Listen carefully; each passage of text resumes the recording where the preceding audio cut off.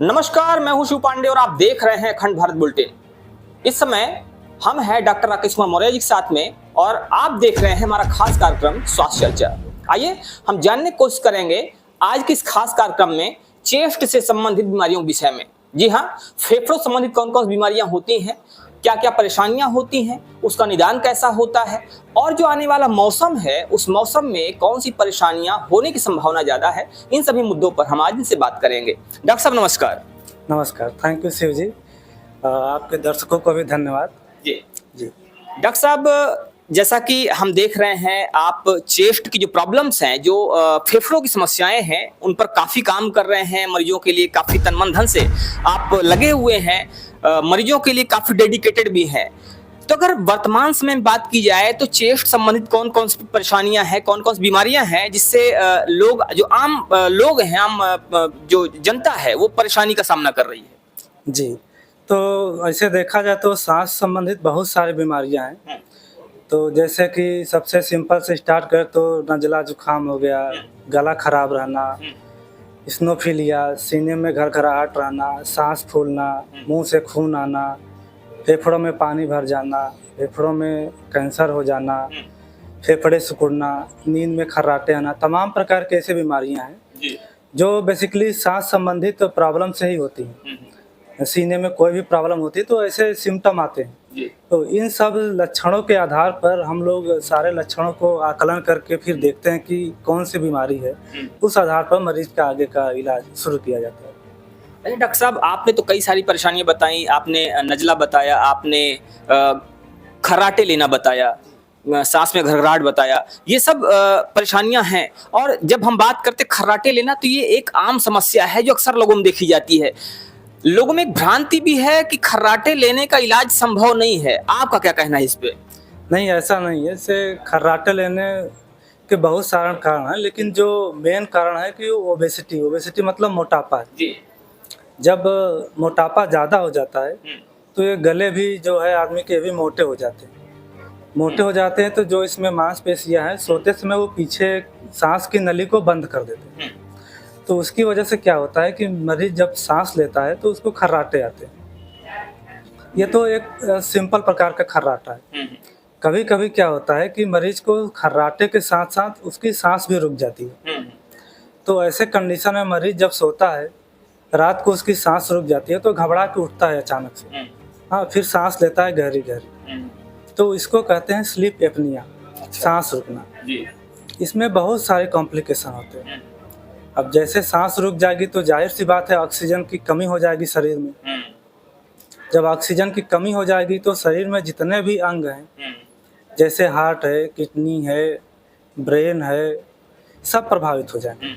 तो उनमें सब में कुछ न कुछ सिम्टम आने लगेंगे। जैसे हार्ट में अगर प्रॉब्लम होगी तो बीपी हो जाएगा, हार्ट अटैक की संभावनाएं बढ़ेंगी, ब्रेन में स्ट्रोक बढ़ेगा, शुगर की संभावनाएं, सांस की प्रॉब्लम, ये तमाम प्रकार की दिक्कतें होती हैं इसमें। तो ये देखने में तो सिंपल है बट इतना सिंपल नहीं है, इसमें बहुत सारी चीज़ें जुड़ी हुई हैं।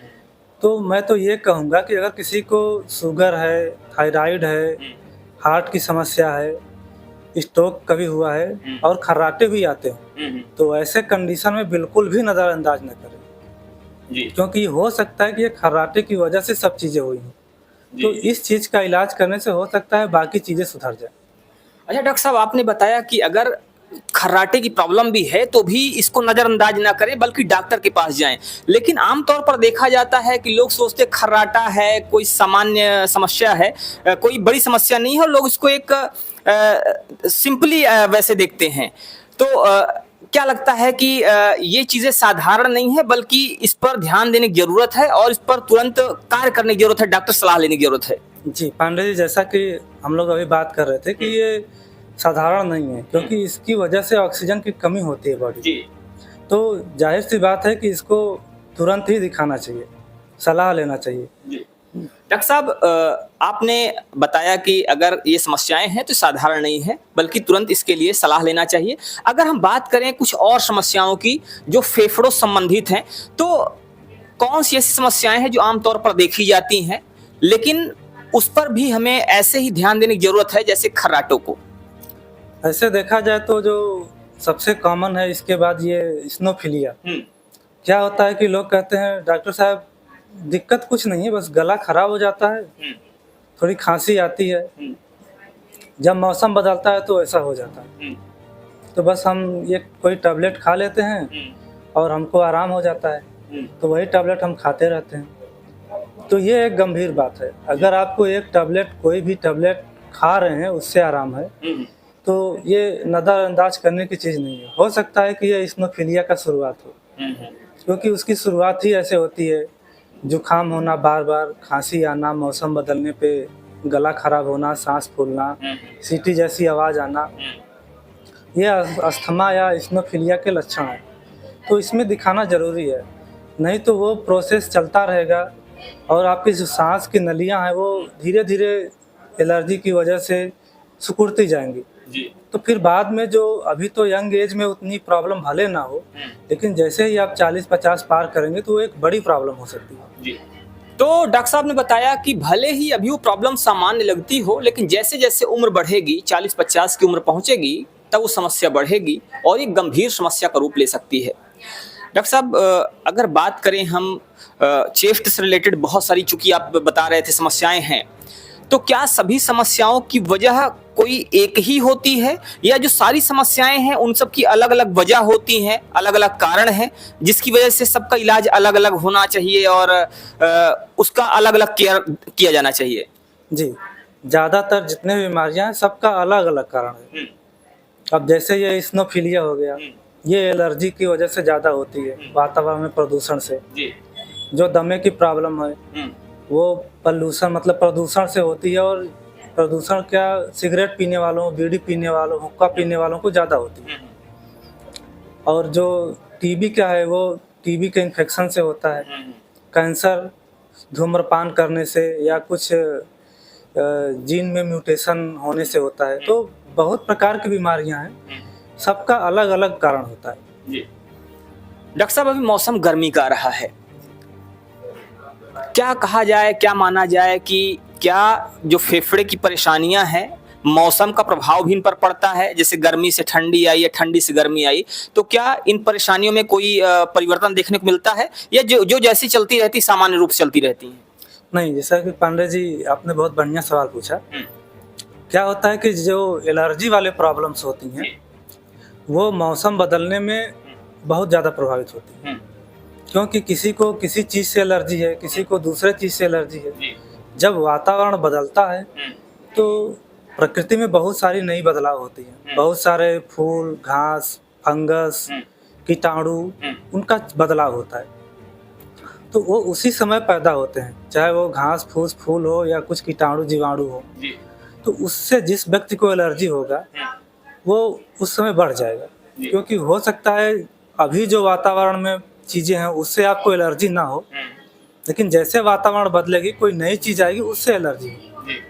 तो एलर्जी वाली बीमारियां प्रायः मौसम बदलने में बढ़ जाती हैं। तो मौसम बदलने के साथ ही जो एलर्जी की प्रॉब्लम्स है वो बढ़ जाती है, बीमारियां बढ़ जाती है। डॉक्टर साहब, एक क्वेश्चन और भी है कि अगर एलर्जी की बात करते हैं तो एलर्जी से कितने तरह की समस्याएं ऐसी हैं जो फेफड़ों संबंधित हैं और उनसे लोग प्रभावित हो सकते हैं? एलर्जी की प्रॉब्लम तो वैसे एक ब्रॉड, बहुत बड़ा शब्द है एलर्जी।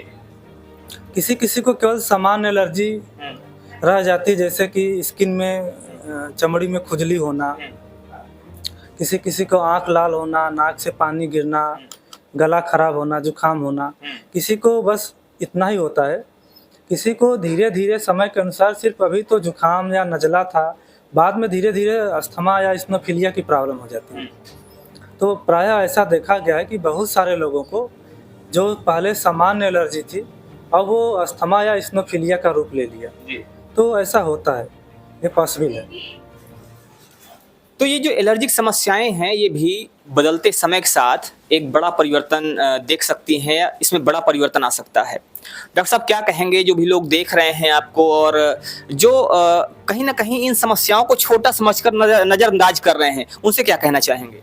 जी, पांडे जी, इससे हम आपको, दर्शकों को ये कहेंगे कि जैसे ही वातावरण चेंज होता है, अभी तो ठंड के मौसम गए हैं, गर्मी के मौसम आ रही है, तो जाहिर सी बात है कि कुछ नए प्रकृति में बदलाव होंगे, नए जीव जंतु पेड़ पौधे आएंगे।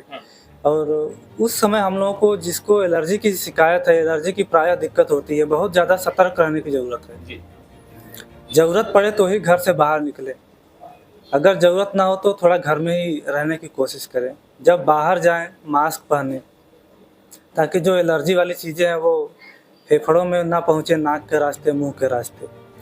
बाहर से जब आएँ तो हाथ पैर धो लें, ताकि जो भी कपड़े हाथ पैर में जो भी एलर्जी वाली चीज़ें हैं वो साफ़ हो जाएं। तो डॉक्टर साहब ने जो ये सावधानियां बताई हैं उनको जरूर ध्यान रखें। अगर आपके साथ में कोई समस्या है तो उसको नज़रअंदाज बिल्कुल भी ना करें। डॉक्टर साहब, अगर कोई आप संपर्क करना चाहे, अगर किसी को कोई ऐसी समस्या है तो कैसे संपर्क कर सकता है आपसे? कोई भी जिसको भी ऐसी समस्या है, संपर्क करना चाहता है, तो हमारा यहाँ पे क्लिनिक है पार्वती हॉस्पिटल के पास में, Shankar chest and dental care. वहाँ आके अपनी समस्याओं का निदान पा सकता है, सुझाव पा सकता है। साथ में एक हेल्पलाइन नंबर भी है हमारा, जिसका नंबर है 9250 240 640। इस नंबर पर भी फ़ोन करके संपर्क किया जा सकता है। तो ये थे हमारे साथ डॉक्टर राकेश सिंह मौर्य जी, जो कि चेस्ट स्पेशलिस्ट हैं और जो भी चेस्ट समस्याएं हैं उनका ये निदान करते हैं। तो आपको ये जानकारी है, ये विशेष जानकारी आपको कैसी लगी, आप हमें ज़रूर बताइएगा। मिलते हैं फिर से कुछ विशेष बीमारियों के साथ, तब तक के लिए जय हिंद, जय भारत।